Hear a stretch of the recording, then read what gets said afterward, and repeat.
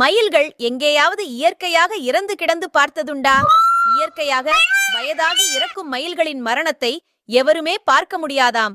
இறப்பதற்கு மிகச்சரியாக 48 நாட்களுக்கு முன்பே அதற்கு தனது இறப்பு நாள், நேரம், நொடி அனைத்தும் துல்லியமாக தெரிந்துவிடுமாம். அந்த நொடியிலிருந்து அந்த மயிலானது மலை மீதுள்ள ஏதாவதொரு முருகன் கோவிலில் ஒரு மறைவான இடத்தை தேர்ந்தெடுத்து ஒருவேளை உணவும் சிறிது நீரும் மட்டுமே அருந்தி மயில் துயில் எனும் விரதத்தை கடைபிடிக்குமாம். கடைசி 1 வாரம் எதுவும் அருந்தாமல் அமைதியாக அமர்ந்து விடுமாம். அதனுடைய முடிவு காலம் வரும் நாளுக்கு முதல் நாள் மட்டும் ஒரு கோமாதாவின் கோமியத்தை 7 சொட்டு அருந்துமாம்.